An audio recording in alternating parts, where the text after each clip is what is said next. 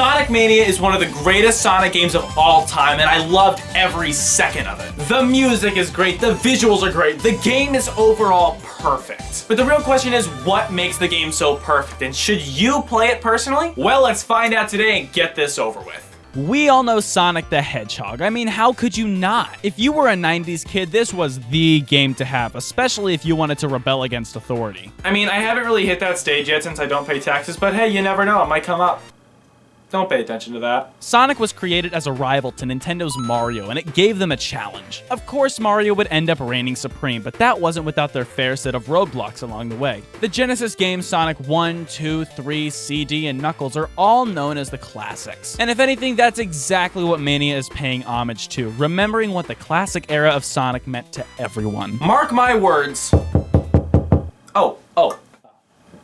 Thank you, Mark. Sonic Mania will be known as a classic Sonic game just as much as the Genesis games. That says it all right there. You can have this back, Mark. Thank you. These games are some of, if not the best of the franchise, and really put Mario back a few miles. Until 1996 hit and Nintendo went, alright, where do we send that nuke? Super Mario 64 brought on a whole new era to video games as we know it today. 2D gaming was a thing of the past, and 3D gaming was the hip new thing everybody and their grandma wanted. Grandma, I know you like your old people candies, but it's got dire docs. What do you mean I'm adopted? Unfortunately, Sega and Sonic by default weren't quite ready for their 3D leap to take place just yet. And when they got the opportunities to do so, they did decent. It was obvious that 3D gaming wasn't their forte, especially when it came to Sonic. So Sega went back to the drawing board, and by drawing board, I mean they gave up and told somebody else to do their homework for them. Man, I wish I could do that. So Sega welcomed in Christian Whitehead, a popular Sonic ROM hacker and modder. For years, Whitehead had been making ports of the classic Sonic games, putting them on PC and mobile for Sega, and was doing a fantastic job. So it was a no-brainer for Sega to license out their franchise to this guy, and thus we got the chosen one. Sonic Mania, the first true successor to the classic Genesis games, released worldwide on August 15th, 2017 for the Nintendo Switch, Xbox One, and PlayStation 4. The game would later release on PC on August 28th, 2017, and that's the only way I've ever actually owned the game, so that's what we'll be playing for today. And who knows, maybe next time we can play the Atari 5200. Who dares speak those obscenities in this sacred holy place? Starting it up, the game holds back no punches, just jumping straight into it, ignoring your seizures, no looking back. You get this awesome motif to the original games with an epic-looking electric title screen, showing how this is exactly what Sonic truly is. On the main menu, you have a few different options: Mania mode, or the game itself, time attack, where you race against the clock to beat levels as fast as you can, and then there's competition. We do not play competition.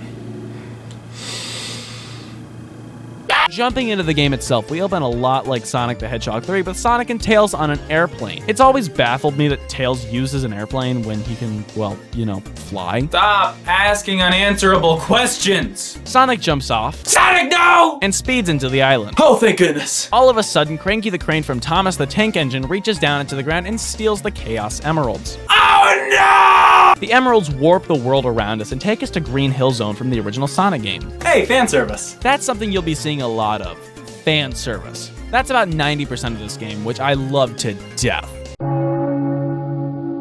The gameplay itself follows closest to Sonic 3's moveset, which I really appreciate, since Sonic's moves from the first game seem very limiting and basic. Here we have the spin dash, and though it doesn't seem like a lot, it definitely accounts for quite a bit. It's weird because never have I felt so much weight on a single moveset. Well, maybe a karate punch, but that's not really saying very much. Oh, come on, that's a technicality! Green Hill Zone follows the original games fairly well, yet it includes so much more. If I were to put it one way, Sonic Mania feels like a remix of all the previous Genesis games in one big compilation, and just like the Second Amendment, I'm surprised we didn't get it sooner. You and me both, pal. Sometimes, if you get really lucky, you can find these boxes you can jump on, just like the ones that give you rings or power-ups. Yet these ones will turn you into a Super Sonic. You're basically invincible and can do Super Saiyan things like fly around and stuff, or at least I think that's what they do. Contrary to popular belief, I'm not one of those low IQ anime enjoyers out there. But I do have to make it to my 2006 calendar convention. See you on the other side! Once you've gone Golden God mode on these guys, you're right back to where you were, as basic old Sonic, like nothing ever happened. And nothing will ever happen, so go to sleep. Give me your wallet first, but go to sleep. I don't know if I mentioned this earlier, but wow, these graphics look amazing. The visuals are all buttery smooth. They feel like they came right out of a soap factory, which is weird to say since I've never been to a soap factory, but hey. You'll live and learn. Hey, if the game can do fan service, then so can I. As the levels go on, they all get more visually appealing if I have to put a word to it. Each stage looks more intricately detailed than the last one, and I love that about this game. Take, for example, Studiopolis Zone. No. There's a whole bunch of tiny references in this act, and as someone who pays attention to every little detail in movies and loves movies in general, this is by far my favorite act in any Sonic game. An example of these awesome details would have to be once again in Studiopolis on these little itty-bitty TVs. See anything specific? Yep, those are the colors in that shape and order that represent the Game Gear buttons. The first time I saw that, my mind was blown. Whoa! I also thought I'd mention the depth of the game. What I mean by that is the amount of times things will pop out at you. In this case, rings. Whenever you get hit by an enemy, Sonic will drop all of his rings as he's done many times before. Idiot. The only difference here is that sometimes, just sometimes, the rings will come out at you in such a way that it looks like it's 3D, which is really cool. For me, it feels like a bit of a missed opportunity not to put this game on something like the Nintendo 3DS. I know it was a dying system, especially when the Switch released, but at the time, this would have been so cool. Obviously, a lot of people thought that too, as many modders and porters have put Sonic Mania on systems like the 3DS and Wii. Now, is it 100% legal? I'll let my friend OJ Simpson answer that question.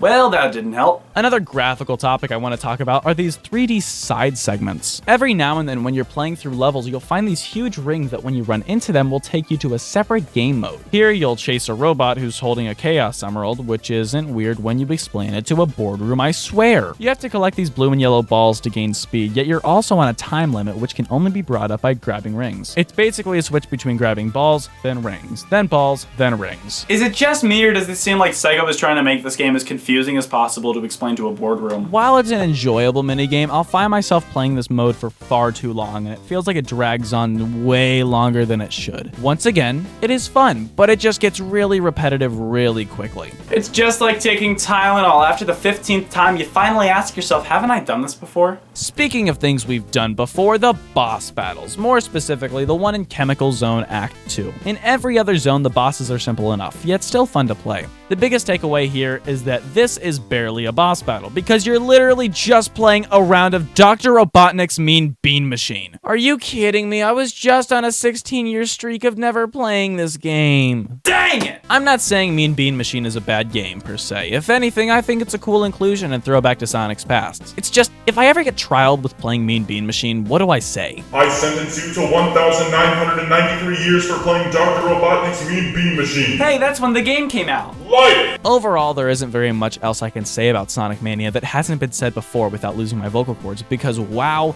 this game is beautiful. Oh wait, no, yeah, you get the idea. In the end, Sonic Mania is the definitive Sonic experience, both for me and millions of other players worldwide. Which is saying a lot because the series has been around for 30 years, but hey, that's what you get. Mainly because it's not Sonic 06, but that's irrelevant. Anyways, that's all we've got for you Retro Rewinders today. Stay safe, stay warm, stay watching, and stay retro. We'll catch you guys on the next level.